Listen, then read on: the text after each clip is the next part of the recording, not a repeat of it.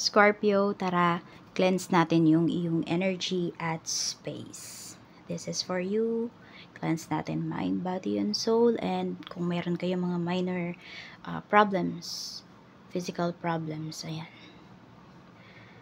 na nararamdaman, nililift na po natin yan kay universe. At kung bago lamang po kayo dito sa aking channel, please subscribe and hit the bell button para lagi po kayong updated every time na meron tayong uploads. At sa mga nais po mag-avail ng ating services, ng ating tarot readings, private readings, rituals, magmensahe lamang po kayo dyan sa ating link na nasa comment section. So, nakapin po yan para sa interesado din sa ating Tears Bracelet at sa ating EEA. So, ito po yung ating Facebook page. Tandaan nyo po, Facebook page tayo, hindi tayo Facebook account. At yan po yung aking yung aking profile. Yan, 48,000 na po yung followers natin sa Facebook page. So, nandyan, nakalagay dyan yung ating number. Nilagay ko lang po yan para kapag may nag-message sa inyo na nanggagaya sa atin, tandaan nyo lang yung number na yan. Dapat yan yung number na ibibigay. Kapag hindi yan yung number na binigay sa inyo, hindi po ako yan. Block nyo na. Okay? At saka pag kinulit kayo, unang nag-message sa inyo, hindi ko po yung gagawin, kaya i-block nyo na po. Yan po. Now, so wag na po kayo mag-call, wag na kayong mag-text dyan sa number na yan. Direct lang po kayo sa ating Facebook page. Yan, ina-announce ko naman dito kung ano yung gamit natin. Katulad dati, di ba, meron akong ginagamit na account. Hindi na yun active ngayon, pero nabubuksan ko pa rin yun. At hindi yan yung name noon.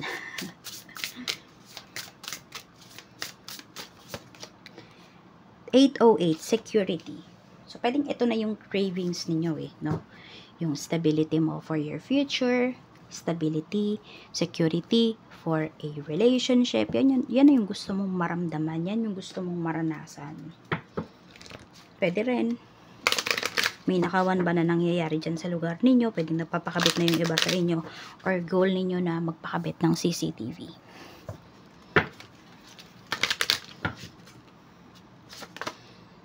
Big happy changes. So, kung before, ayan, kung sa relationship po ito, no, pwedeng, dati, parang binabaliwala ka lang ng person mo. Ngayon, ayan po, mararamdaman mo na ang ganda ng mga pagbabago sa ugali ng person mo, sa pinapakita niya sa'yo pagdating dito sa relationship ninyo. And for some of you, pwedeng may magpo-propose na dito, or kayo, na kayo na yung magbibigay ng security dito sa person niyo, baka magpo-propose na kayo. Meron din naman pagdating sa trabaho, ayan po, maganda rin yung pinapakita rito. Kung before parang nobody ka lang dyan sa work, no, walang nakaka-appreciate sa'yo ngayon.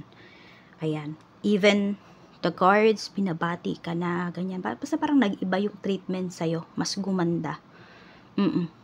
Alam mo yung may masabi mo na relevant ka na pagdating dito sa trabaho, yung tipong ganyan. Tignan natin. So, ang daming blessings na paparating para sa'yo. Kaya, sulitin mo yan, ha? Yung mga blessings na yan. Grab mo.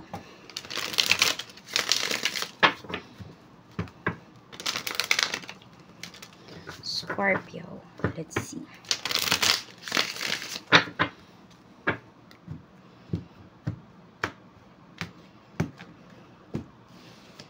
Okay, we have 6 of Swords. Pagdating ito sa kaperahan. So, makaka-move forward ka. Yun nga, kung meron kayong problem sa pera, may utang ba kayo, merong may utang sa inyo, yan po, mababayaran na. Makaka-move forward na kayo dito. As in, matatahimik na po kayo. Pagdating dun sa pera na yun, we have King of Cups. And you will be very happy. O, magkakaroon ka talaga ng peace of mind in terms of your finances. We have the Moon.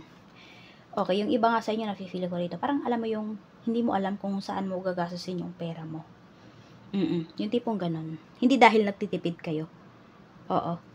Kung hindi, meron dito, dahil sa dami ninyong pera, parang hindi mo alam saan mo ba dadalhin. Gagastusin mo ba para sa luho, or i-invest mo ba sa negosyo? Yung parang ganun. No, yun yung naiisip nyo. Ano ba, mas magpapayaman pa ba kayo? Or okay na ba yung yaman ninyo? Enjoyin nyo na ba yung pera ninyo? Yung tipong ganon. Ganon yung may isip ninyo regarding your finances.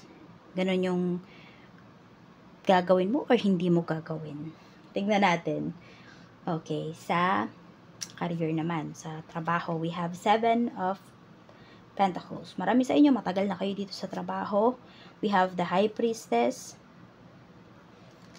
And we have Queen of Swords. Nag-iisip na tuloy yung iba kung magstay pa ba kayo dito sa inyong trabaho. Pero meron po dito ha, nakapag tabi talaga kayo because of this business. Because of this work of yours. 10 of Pentacles. May ino-offer ba sa inyo? May ibang ino-offer sa inyo rito? Or meron dito nasa ibang bansa kayo, tas ino-offeran kayo, ayan, mas malaking salary.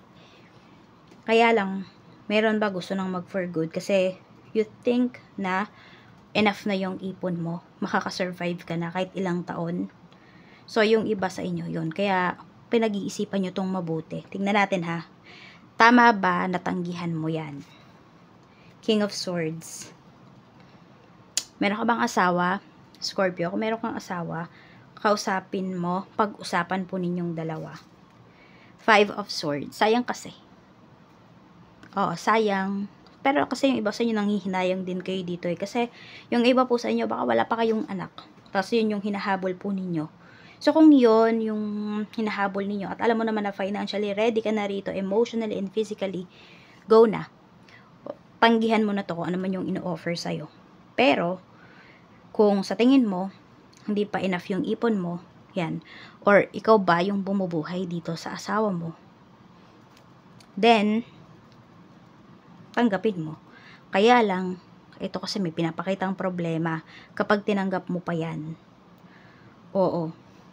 Baka yung napag-usapan ninyo rito, yung 'di ba parang alam mo yon yung feel mo na secure ka na dito sa asawa mo, secure ka na sa pera mo, biglang maglaho. Biglang mabago. Kaya pag-isipan nyo rin po. So lahat naman ng ginagawa natin may consequences yan.